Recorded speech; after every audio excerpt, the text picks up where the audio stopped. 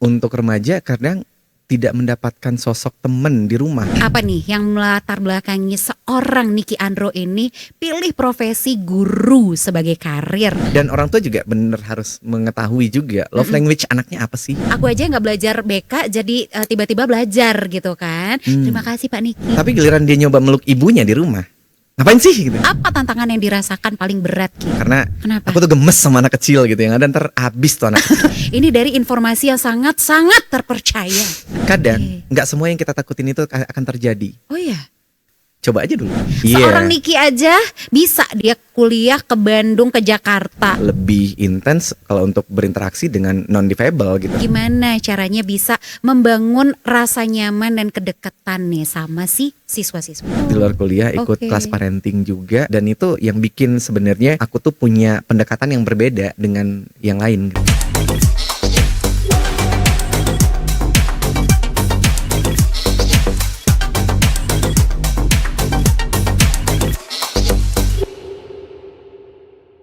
Halo penonton setia podcast RRI Bukit Tinggi. Senang sekali aku Mutia Utami kembali hadir menemani kamu di obrolan yang pastinya menginspirasi banget ya. Seperti biasa kita bakal berbagi kisah dari sosok-sosok yang luar biasa. Mereka yang mungkin tidak sempurna tapi justru dari ketidaksempurnaan itulah lahir kekuatan dan semangat hidup yang begitu besar. Ada satu data yang kita dapat. Jadi berdasarkan data Badan Pusat Statistik BPS di tahun 2022, jumlah penduduk penyandang disabilitas di Indonesia itu mencapai sekitar 22,5 juta jiwa. Angka yang besar ini menunjukkan bahwa perjuangan untuk kesetaraan dan aksesibilitas adalah perjuangan banyak orang. Nah, pernah gak sih kamu itu berpikir ya, gimana rasanya hidup dalam keterbatasan, tapi tetap bisa berdiri tegak, tersenyum dan bahkan menjadi inspirasi bagi jutaan orang lain. Hari ini kita bakal ngobrol dengan sosok yang benar-benar mewujudkan makna itu. Seorang guru bimbingan konseling BK yang bukan cuma jadi pendengar dan penuntun bagi siswanya, tapi juga sosok yang membuktikan bahwa mata bisa saja tak melihat, tapi hati selalu tahu kemana harus melangkah. Dia adalah Niki Andro, seorang guru tunanetra di Mandua Padang yang sejak kuliah sudah hidup mandiri jauh dari keluarga. Dan sekarang memilih untuk berdiri di depan kelas, membimbing dan menyalakan semangat bagi murid-muridnya. Bersama Niki kita akan belajar tentang arti keteguhan, kemandirian dan bagaimana keterbatasan bukan menjadi penghalang untuk terus berjuang. Pasti banyak banget inspirasi yang bisa kita dapetin hari ini. Penasaran? Langsung aja kita ngobrol bareng Niki Andro. Halo Bang Niki, apa kabar Bang Niki? Halo Tia. Gimana kabarnya? Alhamdulillah baik banget hari ini. Tau gak sih? Apa tuh? Tadi karena disebut sosok, jadi kepikirannya apa coba? Apa? Jangan aneh-aneh. Ya itu. Jangan, ya jangan aneh-aneh. Niki tuh emang dia orangnya iseng jahil begitu ya. Tetap aja begini, gak berubah-berubah emang. Tapi gak apa-apa. Keisengan, kejahilan yang kayak gitu kadang-kadang dirindukan. Apalagi sama siswa-siswinya gitu ya Ki. Iya kali ya. Yakin banget. Gimana perjalanan dari Padang ke sini tadi, lancar? Lancar banget, sampai-sampai di luar prediksi gitu ya. Kok bisa? Prediksi BMKG nggak? Enggak sih. Ini Gimana tuh? prediksi di Plantas gitu.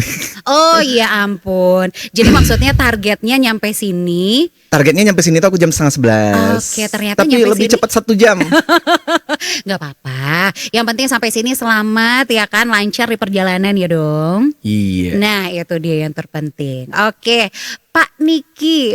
Di sekolah pasti panggil gitu ya, Pak Niki gitu ya. Kalau di luar aku nyuruh anak-anak manggil abang. Oh gitu. Jadi di sekolah aja nih cukup dengan titel Pak Guru. Udah gitu. cukup di sekolah aja Pak. Jadi berarti kalau di luar nyuruh mereka panggil abang, berarti deket dong, akrab dong sama siswa-siswinya. Gimana nih? Ki? Iya, ya begitulah ya. Tapi gimana ya? Kadang-kadang anak-anak itu juga ada yang sebagian bisa ngerubah panggilannya di luar, ada yang enggak ya, tetap aja Bapak ya sudah lah ya gitu ya. Karena udah melekat gitu ya, nyamannya begitu. Karena nyari yang nyaman itu susah Ki. Iya nggak? Diem aja dia. Lumayan. Tumben ini nggak gayung bersambut.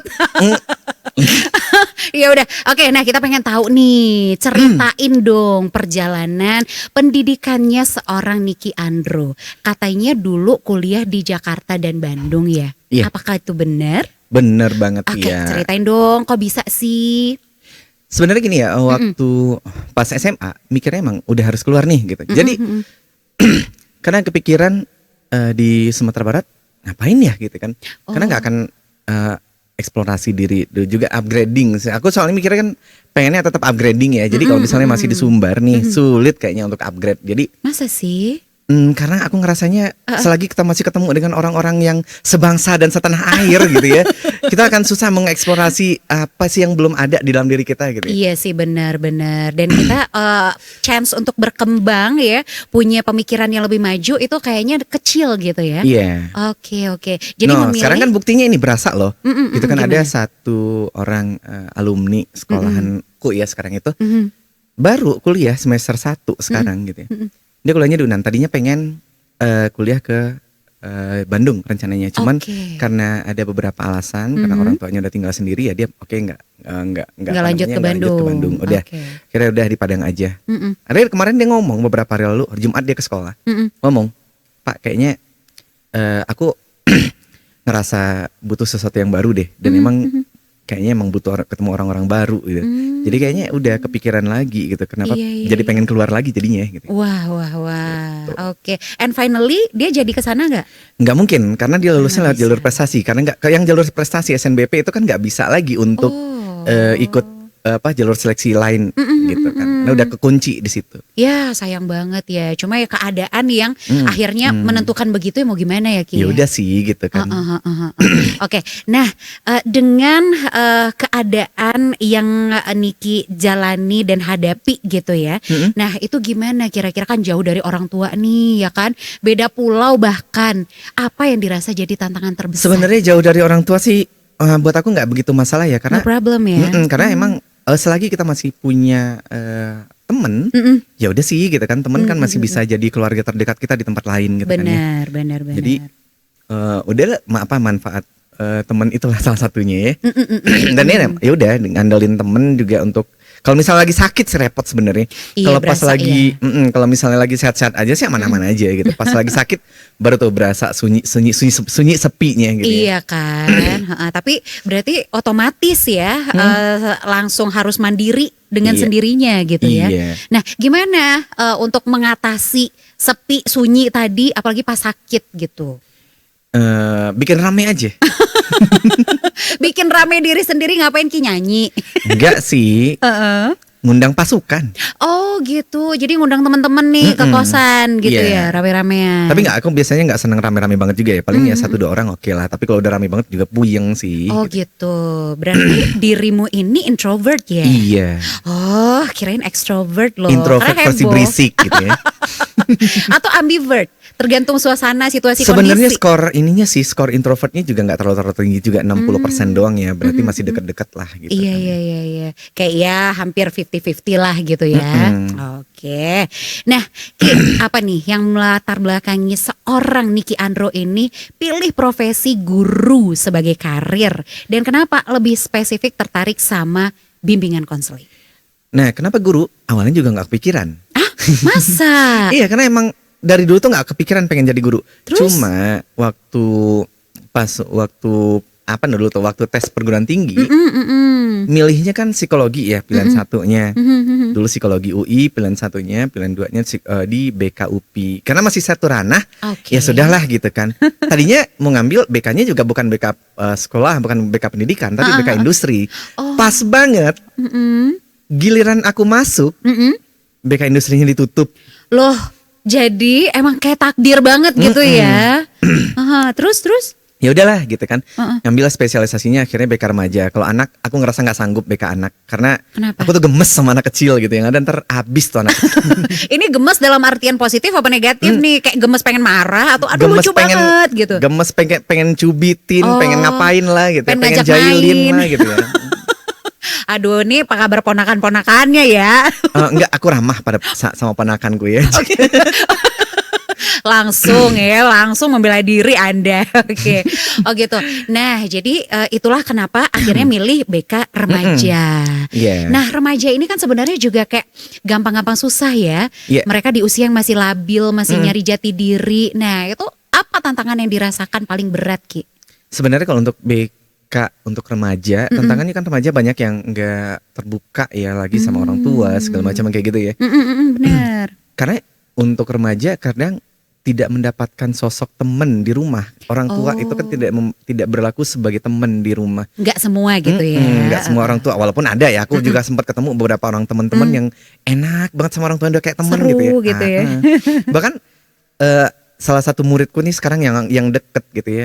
Dia itu kalau sama orang tuanya ya udah gitu manggilnya bro sis aja gitu ya. Serius? Iya. Wah, sedekat itu ya.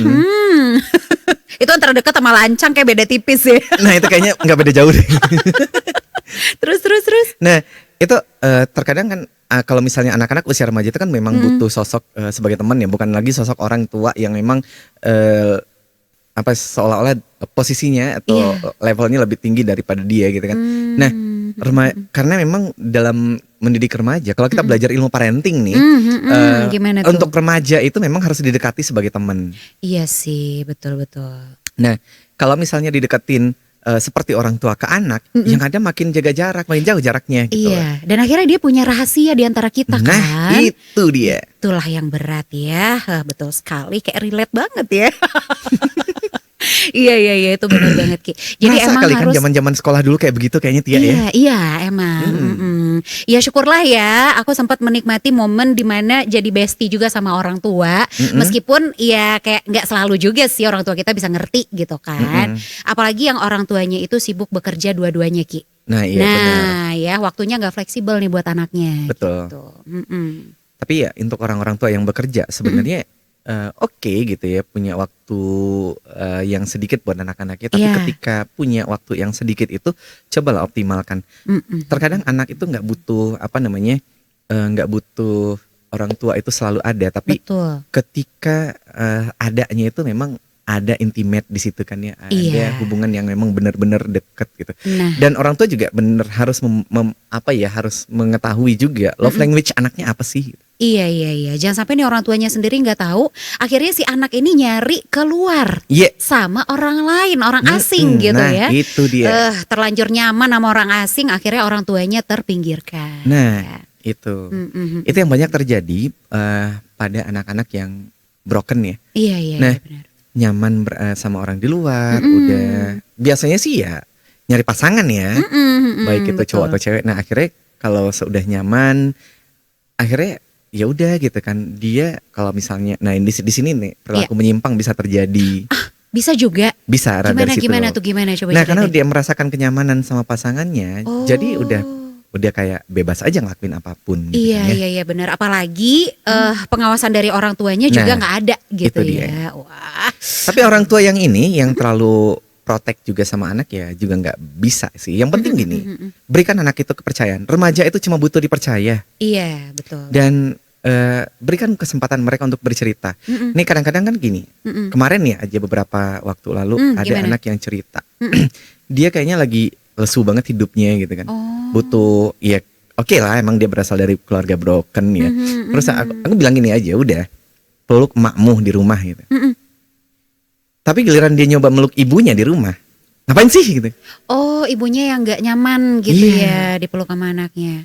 Sebenarnya apa ya, untuk kayak orang tua boleh lah, biasakan lah untuk hal-hal yang seperti itu. Kadang-kadang hal-hal yang memang kita anggap dulunya kita nggak pernah dapat dari orang tua, itu anak-anak butuh loh. Dan ini akan meningkatkan hormon cintanya anak kan. Iya betul. Ya jadi dia nggak nyari keluar. Iya. Dia udah senang, udah tercukupi oleh orang tuanya ya Ki. Wih keren banget. Memang ya seorang guru BK begitu bahasanya. Itu aku aja nggak belajar BK jadi tiba-tiba belajar gitu kan. Terima kasih Pak Niki. Bapak lagi gitu. Kan di sekolah begitu panggilannya. Boleh lah ya. Boleh lah ya. Ki, setelah melalui proses panjang di Jakarta dan Bandung, apa nih yang pada akhirnya membuat Niki memilih untuk pulang dan ngajar di Mandua, Kota Padang? orang tua? Iya, karena orang tua waktu itu udah nyuruh pulang, ya udah gitu. Akhirnya kita ya udah pulang gitu ya. Emang Sebenarnya orang tua di Padang? enggak, di Sumatera Barat juga masih di Payakumbuh sih. Oh, Payakumbuh. Cuma kalau Kenapa nggak Padang di Payakumbuh Payakumbuh? enggak mau. Padang aja udah. Tetap harus ada jarak gitu Harus ya. tetap. Kenapa sih? Kenapa ya? Kita kalau udah terlalu dekat sama keluarga, itu bikin kita nggak independen. Kalau aku mikirnya gitu. Benar ya. Karena ya akhirnya tuntutan keadaan ya. Kita lapar tinggal makan. Nah. Pulang sekolah tinggal makan nih. Nah, itu gitu dia. Ya. Oh, jadi memang seorang Niki Andro ini orangnya sangat independen ya. Mandiri sekali Anda ya. Karena apa ya? Independen itu kalau kita independen itu puas loh Tia, mau ngelakuin apapun Iya sih. enak gitu. Karena kita nggak berasa canggung, nggak berasa harus ragu-ragu buat apapun. Yang penting kita ngelakuin yang terbaik, udah kita udah dipertimbangkan segala sesuatunya ya sudah gitu. Benar. Iya sih, betul sekali. Setuju sih kalau yang kayak gitu ya. Nah, apalagi untuk kamu-kamu nih di luar sana, kenapa enggak jadi orang yang independen gitu ya, yang mandiri. Enggak ada tuh alasan manja-manjaan, ya kan Ki? Seorang Niki aja bisa dia kuliah ke Bandung, ke Jakarta. Masa kamu? Nah, ini pernah kejadian juga nih. Boleh. Pas Apa beberapa tahun kejadiannya? lalu ada anak yang masih kelas 3, udah kelas 12 waktu itu ya. Aku nanya, kamu sarapan pagi masih disuapin nggak sama bapakmu? Gitu. Hah, Masih. kelas 12? Gitu. Iya, masih gitu. Ntar gimana kalau kamu kuliah? Gitu. Taunya dia kan kuliahnya ke Jakarta. Oh. Nggak kebayang deh. Update lagi nggak informasinya? Nggak. Di Jakarta siapa yang nyuapin gitu? Ya kali kan keep in touch gitu. Iya kali dia cari orang buat nyuapin gitu. ya kali aja. Karena Nggak, tapi yang sebegitu nyuapin nggak mandiri. bapaknya loh, bukan maknya gitu. Bapaknya ya. Dia cewek nih. Cowok. Oh cowok. Oh oke. Kirain cewek kan cinta pertamanya bapaknya. Kalau cewek sih masih oke lah ya. Iya. Ini cowok ya. Cowok. Baik, aku nggak Makanya ikutan. kaget juga. Ya wajar sih, wajar banget. Oke, nah untuk adaptasi, gimana nih awal mulainya bisa adaptasi di lingkungan Mandua Padang, baik sama rekan guru ataupun sama para siswa Ki? Sebenarnya kalau adaptasi nggak terlalu sulit ya, karena aku udah dari dulu itu memang lebih intens kalau untuk berinteraksi dengan non difabel gitu. Oke. Secara kalau dengan difabel mungkin setahun sekali itu udah sering kayaknya kalau aku mah gitu. Oh, iya? Jarang banget soalnya. Untuk ketemu langsung ya jarang. Palingan kalau misalnya kontak ya via chat atau via telepon kalau misalnya ada perlu gitu ya. Atau misalnya ada sesuatu yang diobrolkan kayak ya udah gitu. Baru kita Ngalir kontak gitu ya, Nah itu kontak-kontakan. aja. Jadi kalau misalnya untuk interaksi secara Berkesinambungan ya, continue, nggak iya. ada tuh ya? enggak. Oke. Makanya bukan sesuatu yang perlu diadaptasikan juga ya, karena emang udah terbiasa juga. Wah keren banget. Oke, setelah memilih jalur karir sebagai guru ya, apakah Niki menikmatinya dan apa sih yang paling disukai dari pekerjaan saat ini? Sebenarnya untuk jadi gurunya menikmati. Yang tidak dinikmati itu administrasinya doang. Kenapa? Ribet. Ribet. Ya biasa kalau administrasi kan emang ribet ya. Emang di mana nih yang paling berasa ribetnya gitu? Karena apa ya? Aku tuh termasuk orang yang paling nggak suka dengan administrasi yang banyak ya. Oke. Jadi untuk laporan yang seharusnya bisa dibikin simple gitu ya. Kalau berurusan sama lembaga pemerintahan kayak di tempatku gitu ya, dan seperti di sini juga barangkali gitu ya. Maybe. Ya ribet jadinya gitu. Bener-bener. Karena ya lebih ribet di mana ya kayaknya ya? Nggak tahu deh. Nggak tahu deh ya. Enggak, Gimana padahal tuh, kan gimana? kadang-kadang laporan itu cukup lah. Kalau misalnya kita simpelnya kan udah lewat Excel aja udah kasih tahu laporan segala macam. Enggak perlu juga harus dibikin dokumen Word-nya mulai dari kata pengantar sampai penutupnya kan Oh iya. memusingkan juga sih sebenarnya, walaupun ya Jadi detailnya itu terlalu banyak gitu Terlalu ya. banyak. Oh iya, too much. Karena segala sesuatu yang berlebihan sejatinya itu akan bikin boring ya. iya banget. Dan Jadinya gini, karena udah administrasi yang kebanyakan, kita tuh jadi nggak terlalu punya waktu banyak untuk siswa sebenarnya sih jadinya. Iya. Itu kendala guru-guru pada umumnya ya. Oke, dan tuh jadi nggak enjoy juga karena kan Banget. sebenarnya harusnya yang jadi prioritas itu ya para siswanya, gitu Iya. ya. Oke. Makanya enaknya kayak di luar kan, yang ngurusin administrasi guru itu bukan guru, tapi ada pegawai yang ditunjuk untuk itu. Gitu. Iya. Kalau ini enggak. Nggak, Kita semua yang ngerjain. ngurusin sendiri. Mantap. Tapi di sisi lainnya jadi kayak multitasking, ya jadi multitalenta juga ya Ki. Iya, tapi agak ribetnya kadang-kadang gini ya, pas aku tuh kan orangnya gampang ke distract ya. Terus lagi kerja, datang kucuk, datang anak, Pak mau cerita, tunda lagi tuh kerjaan. Ya, terus ya udah nih, ini belum kelar nih. Nanti datang lagi anak, datang Enggak, lagi. nah itu dia tuh. Akhirnya nggak kelar-kelar. Makanya pulang sekolah itu seringnya kan udah jam 5, jam 6 gitu. Apalagi juga dalam minggu kemarin itu 7 hari dalam seminggu bener-bener nih di sekolah. Baru hari ini nih nggak ke sekolah. Wah, ini yang hari ini kok bisa nih? Sengaja. Gak apa-apa lah ya, hitung-hitung ya. Sengaja melarikan diri. Benar ya. Hitung-hitung Niki healing dan menghilang sesaat ya. Nah boleh itu, ya. iya. Oke, nah di rutinitas sebagai guru, tantangan yang menghadapi si para remaja-remaja ini tuh yang dirasa berat apa tuh Niki?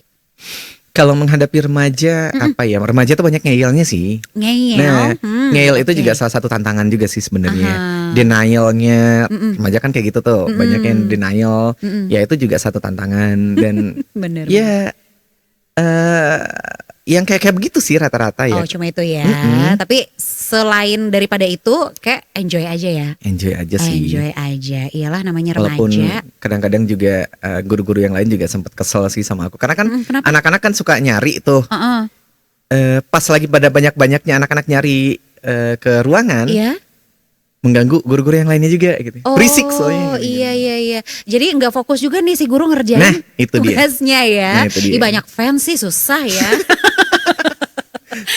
Oke, nah di antara banyaknya curhatan para siswa kamu Niki ya, mengingat dulunya ruang BK itu kan biasanya ruang yang horor ya, ditakuti.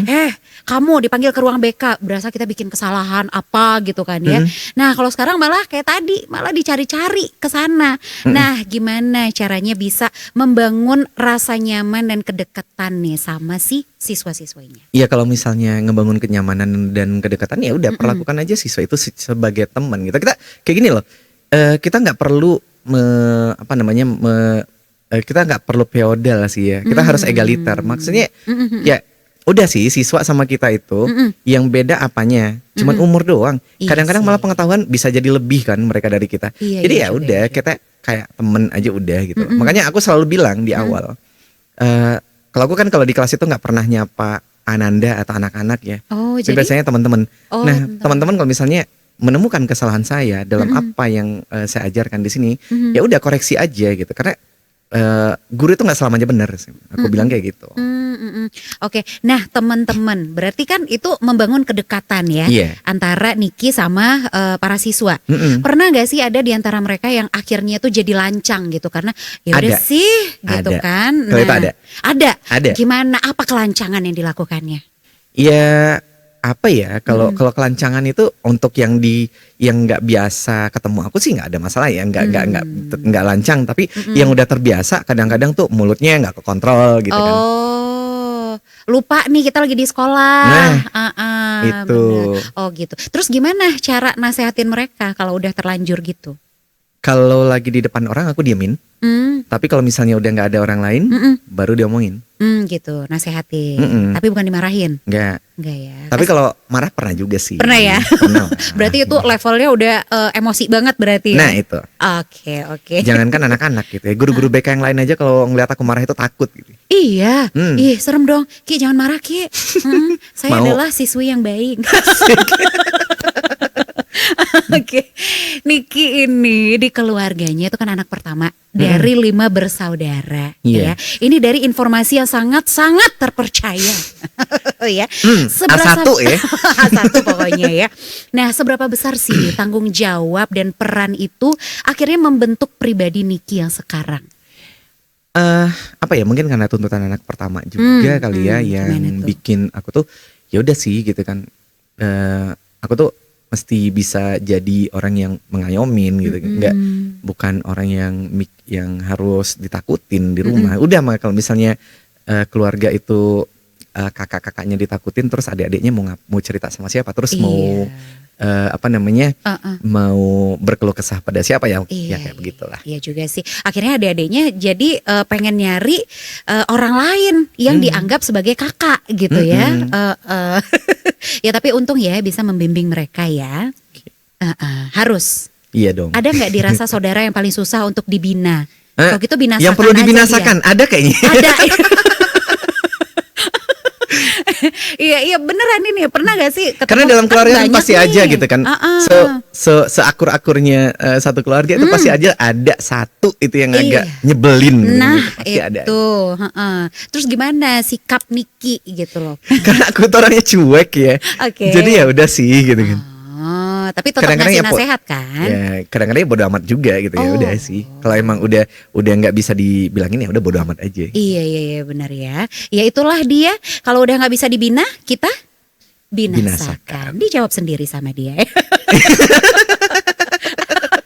Apa nih yang dirasa jadi pelajaran hidup paling berharga yang didapat dari keluarga, Ki? Dari keluarga ya. Aku pikir ini ya.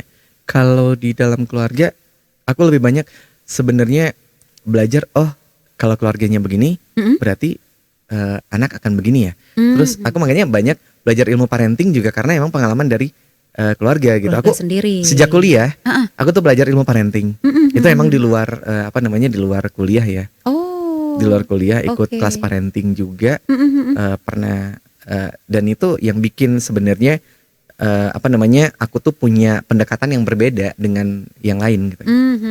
Gimana, apa yang dirasa perbedaan paling signifikan gitu? Karena kalau aku mikir aku nggak mau ngedikte. Kita tuh udah kalau anak-anak udah remaja, itu mereka enaknya diajakin sharing, diajakin diskusi.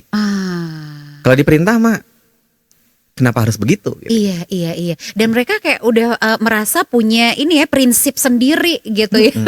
Mereka walaupun belum dewasa secara emosional dan pemikiran, tetapi ya mereka udah ngerasa gede gitu lah. Iya benar-benar. Dan itu nggak bisa dipungkiri juga ya, Ki. Iya. Oke. Nah banyak juga nih orang yang melihat keterbatasan itu sebagai hambatan. Dari sudut pandang seorang Niki, apa makna sesungguhnya dari keterbatasan itu? Sebenarnya apa ya, setiap orang pasti punya keterbatasan, gak ada satupun yang enggak. Pasti. Tergantung bagaimana kita memanfaatkan keterbatasan itu menjadi sebuah peluang. Oh baik. Karena setiap orang yang mampu memanfaatkan peluang, ya dia akan jadi gitu. Coba lihat aja orang yang muka-mukanya ngenes gitu ya, akhirnya jadi komedian. Oh. Justru di sana nilai jualnya nah, ya. Itu. Oh iya. Value-nya di situ. Benar. Terus contoh yang lainnya apalagi nih misalnya? Ada orang-orang yang misalkan boleh dibilang agak secara keluarga mungkin dia bukan keluarga yang harmonis, tapi dia mampu mewujudkan itu sebagai satu kesempatan. Oh, kalau misalnya keluarga aku kayak gini, berarti aku harus beda dari mereka gitu ya. Kayak banyak sih gitu ya siswa-siswa yang aku temukan. Banyak siswa yang broken itu bermasalah, itu banyak. Tapi banyak juga siswa yang berasal dari keluarga yang broken. Mereka tuh mampu membuktikan dirinya pada dunia gitu. Nah, terus ada lagi nih si siswa aku yang berasal dari pelosok distrik aja belum masuk tuh di situ. Nah, terus ya dengan keterbatasan itu keluarganya juga. Kalau di tempat yang listriknya belum masuk, tahu dong bagaimana kondisi ekonomi keluarganya seperti apa. Tapi dia mampu menciptakan dirinya menjadi pribadi yang lebih baik. Dan sekarang gini, si yang bersangkutan udah kuliah, udah jadi mahasiswa, dan selagi kuliah dia tuh berbisnis. Bahkan kalau misalnya nih dihitung sekarang, pendapatan dia itu udah 2 digit, sementara aku aja belum nyampe 2 digit kan. Wow, berarti itu dulu siswanya. Iya. Wah, keren banget ya. Jadi dia bisa membuktikan bahwa kekurangan dia sebelumnya itu bisa membuat dirinya sekarang jadi seseorang. Nah, gitu itu dia. Ya. Wah. Makanya kadang-kadang kalau aku bilang ke anak-anak gitu ya, kalau misalnya kalian pengen ada yang pengen berbisnis ya udah mulai dari sekarang. Karena semakin cepat dimulai maka akan semakin besar peluangnya gitu. Iya, Nah, iya, iya. ada juga kan yang ini yang udah dimulai dari SMP di bisnis. Nah, itu penghasilannya sekarang udah 3 digit. Wih, 3 digit. Hmm. Oke, baik. Apa gimana kita mulai usaha dari sekarang, Ki? Boleh. Ntar ya off air kita bahas apa usahanya. Oke, baik. Nah, Niki, pernah nggak sih ngerasa dipandang berbeda sama orang lain? Kalau Terus gimana pernah sih. ngeresponnya? Gitu. Iya, kalau ngerasa ada orang lain yang memandang berbeda ya itu sesuatu yang wajar sih kalau menurut aku ya. Tapi ya kalau aku sih nggak peduli gitu ya. Karena bukan itu yang yang perlu aku risaukan gitu. Karena ya buat aku apapun yang dipikirkan orang tentang aku, ya aku mau bodo amat. Oke, jadi prinsipnya gini ya. Do you see me different? Hmm? Yes, I am gitu ya. I am different, so what? Iya kan? Yeah. Itu motivasi banget buat diri kita gitu ya. Nah, biasanya gimana sih untuk bisa jaga semangat dan motivasi terutama di saat Niki itu menghadapi hari-hari yang berat? Jalan-jalan. Healing, Yep. traveling. Oke, bersama Karena siapa? kesini juga sebenarnya kan bagian dari menjaga motivasi ya. Iya Karena juga bisa lari dari dari rutinitas gitu ya. Iya. Sejenak walaupun hanya sehari. Tapi itu udah lebih dari cukup gak sih? Iya. Ya kan? Karena kan tadi 24/7 ya, 24/7 di sekolah aja ya kan? Nah, itu tuh. Makanya. Oke deh kalau gitu. Tadi kita udah ngobrol-ngobrol, sekarang kita mau nge-games dulu. Boleh ya, Ki? Oke. Nah, ini namanya segmen This or That ya. Ini jawab cepat terus kasih tahu kita alasannya apa. Oke. Ready? Oke. Iya, ready or not you have to be ready. Ya, mau ready nggak ready juga tetap aja harus gitu. Iya kan. Oke. Yuk yang pertama, pagi produktif atau malam inspiratif? Pagi produktif. Why? Karena malam itu buat aku itu butuhnya ya buat istirahat gitu. Kalau pagi itu ya udah sih gitu kan. Iya. Aku karena emang seneng sih ngerjain kerjaan itu pagi. Biasanya pas bangun misalkan jam 3 nih. Itu lebih enak buat aku ngerjain sesuatu tugas kerjaan itu lebih enak kalau jam-jam segitu. Oke, jadi emang typical morning person ya. Oh, good. Oke. Nongkrong bareng para siswa atau me time di kosan? Nongkrong. Kan? Kenapa tuh kenapa? Kalau me time, aku tuh biasanya udah malam itu udah cukup sih gitu kan. Kalau nongkrong ya butuh lah ya gitu kan. Paling tidak Sabtu biasanya aku jadwalnya nongkrong gitu. Nongkrong. Minggu bisa lah hibernasi. Oh iya mempersiapkan energi untuk menghadapi hari esok ya Ki. Iya. Oke. Mumpung Seninnya belum datang gitu ya. Iya kan, tenang aja, Senin tetap akan datang kok. Tapi kemarin udah terlalui ya. Udah. Oke, Jakarta atau Bandung? Bandung.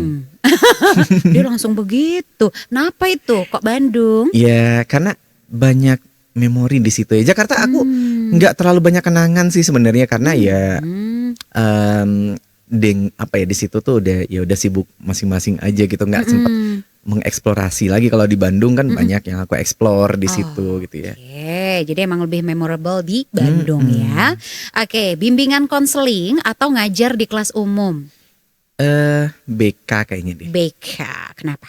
Ya karena BK kan juga sebenarnya sudah mencakup semuanya untuk di situ. Karena BK juga masuk kelas jadi sama aja sih. Iya ya, sebenarnya sama aja ya. Sama Ngajar aja. di depan umum juga Iya. gitu ya. Tapi gini loh, vibes-nya itu beda loh ketika aku lagi ngajar di kelas besar. Kan ada tuh kelas besarnya juga. Kadang-kadang kan kalau waktu ngisi di pas waktu anak-anak MPLS ya. Nah kalau di MPLS kan itu pesertanya 400 orang. Nah itu lebih seru sih sebenarnya. Oke, 400 orang MPLS dan do you like it? Iya. Iya, wah dia enjoy nih. Jadi ya emang Karena enggak gitu sih. Kenapa ya? Aku tuh kalau udah di depan kelas itu kan cuma 36 orang paling Iya, banter itu ya. paling banyak ya. Nah itu kalau di sana itu kalau 400 orang itu lebih menggebu-gebu gitu Iya, jadinya. apalagi suara mereka riuh gitu Nah ya. Ih, seru itu banget, apalagi kebayang aku tuh kalau sih. udah pegang mic berasa lebih energik gitu ya. Iya, jadi emang kelihatan sosok-sosok dan jiwa-jiwa keartisannya gitu ya. Nah di situ Oke, dengar curhatan murid atau kasih motivasi aja? denger curhatan. Karena gitu tidak semua orang butuh dinasihatin. Karena ada orang yang cuman butuh didengerin. Iya sih. Apalagi cewek-cewek kan. Bener banget. Kalau cewek mah kadang-kadang dikasih solusi ngambek dia. Iya karena dia sebenarnya udah tahu solusinya tapi kayak dengerin aja napa gitu Nah, ya. itu. Oke. Ini udah katam kayaknya yang menghadapi cewek-cewek begitu ya. Oke. Makanya Dap- kalau di sekolah kan dulu sempet aku tuh satu-satunya guru BK cowok ya. Oh sebelumnya guru BK-nya ibu-ibu aja nih semuanya. Iya. Oh. Jadi makanya udah katam menghadapi para ciwi-ciwi itu. Jadi punya triknya sendiri ya Ki. Akhirnya aman Nah, ya. kalau menghadapi ciwi-ciwi udah diem. Diem. Kalau lagi marah bilang aja oke. Oke, ya. Terus kalau dia udah marah banget, kesel, maaf gitu. Nah, gitu Udah aja. selesai Udah urusan selesai, ya. gitu ya. Betul sekali 100 untuk Anda ya. Baik. Dapat murid jujur tapi bandel atau murid rajin tapi tertutup. Jujur tapi bandel masih oke sih sebenarnya ya. Karena mereka gini, sebandel-bandelnya anak kalau dia jujur dia bakal tetap bisa jaga diri loh. Oh gitu. Karena Oke. kalau dia jujur dia pasti akan mikir, dia akan cerita. Dan kalau dia mau ngelakuin kebandelan apapun, dia masih mikir, kalau misalnya nanti aku cerita, nanti apa pandangan orang? Oh gitu ya. Dia mikir dulu nih sebelum bikin kesalahan juga gitu ya. Oke, bagus. Jadi gimana? Apa kita bandel aja? Tapi jujur, gimana? Udah telat. Udah gak masanya. Udah kelar bandelnya. Sekarang kan udah jadi yang baik-baik aja gitu kan. Oke, terakhir, jadi pendengar atau pembicara? Dua-duanya oke sih, cuman Oke. aku lebih seneng apa ya? Kalau mendengar itu ngabisin energinya lebih banyak sebenarnya daripada pembicara Karena sih. narik energi kita Betul. kan sebenarnya. Jadi lebih enak jadi pembicara. Tapi kalau bicara terus siapa yang denger ya? Ya itu dia. Jadi ganti-gantian aja kan. Cuma ya sebagai guru BK tentu tuntutannya adalah jadi pendengar. Bahkan Pendengar. Untuk guru BK sendiri memang harus dilatih untuk menjadi pendengar yang baik. Betul. Oke. Jadi emang udah sangat terlatih, well trained ya Ki. Oke. Nah, dari semua perjalanan hidup Niki yang luar biasa, apa nih yang paling dirasa disyukuri deh untuk hari ini atau sampai hari ini? Ya disyukuri ya sebenarnya apapun yang terjadi itu ya disyukurin aja sih. Aku pernah pernah keluar dan pernah berada di luar Sumatera Barat dan itu benar-benar aku syukurin banget karena itu pengalaman yang tidak pernah bisa dinilai sih ya. Oke. Jadi itu yang paling disyukuri ya. Oke. Nah, harapan untuk masa depan, baik sebagai pendidik ataupun sebagai pribadi.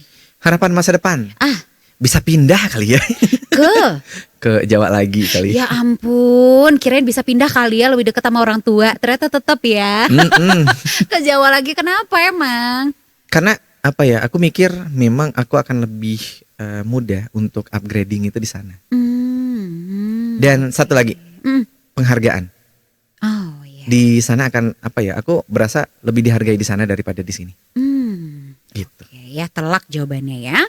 Terakhir, pesan apa yang ingin Niki sampaikan untuk teman-teman di luar sana yang mungkin sedang merasa nggak percaya diri atau merasa mereka itu terbatas? Sebenarnya kan nggak percaya dirinya orang itu kan biasanya berasal dari ketakutannya. Iya. Nah, sebenarnya ketakutan itu kan kebanyakan irasional. Nah, rasionalkan dulu pemikirannya. Nah, setelah itu coba jalanin aja. Kadang nggak semua yang kita takutin itu akan terjadi. Oh iya. Coba aja dulu. Kadang itu cuma ketakutan gitu ya. Iya. Oke, ya kecuali kita lompat jurang tanpa ada pengaman satupun ya. Nah, Ki. itu konyol. Itu sih konyol ya kan. Oke, baiklah, luar biasa banget nih dari obrolan barusan sama Niki. Kita belajar satu hal penting, yaitu keterbatasan bukanlah akhir dari segalanya, tapi justru bisa jadi awal dari kekuatan yang luar biasa. Perjalanan hidup Niki dari kuliah mandiri di Jakarta dan Bandung hingga sekarang jadi guru BK yang penuh semangat menunjukkan bahwa kemampuan melihat itu tidak selalu datang dari mata, tapi dari hati dan keyakinan yang dalam. Kadang kita lupa bersyukur atas hal-hal kecil yang kita miliki. Padahal di luar sana ada orang seperti Niki yang mengajarkan kita arti keteguhan, kemandirian dan keberanian untuk terus melangkah meskipun jalan terasa gelap. Sebagai penutup ada satu quotes dari Helen Keller yang cocok banget nih sama podcast kita hari ini ya. The only thing worse than being blind is having sight but no vision. Satu-satunya hal yang lebih buruk daripada buta itu adalah memiliki penglihatan tapi tidak memiliki visi atau pandangan ke depan. So, terima kasih banyak Niki sudah bersedia hadir di podcast kita ya. Healinglah dulu sesaat, hilanglah dulu sementara untuk sebelum besok kembali ke rutinitas. back to reality ya. Oke, insya Allah mudah-mudahan jadi amal jariah ya. Semua yang disampaikan hari ini bisa bermanfaat untuk kita semua. Terlebih untuk kamu yang masih merasa kurang percaya diri di luar sana. Oke, semoga kisah ini bisa jadi inspirasi untuk kita semua dan tetap percaya pada diri sendiri serta tidak takut bermimpi. Apapun kondisi yang kita miliki. Tibalah waktunya untuk saya, Mutia Utami, pamit undur diri. Jangan lupa untuk subscribe, like, comment, and share.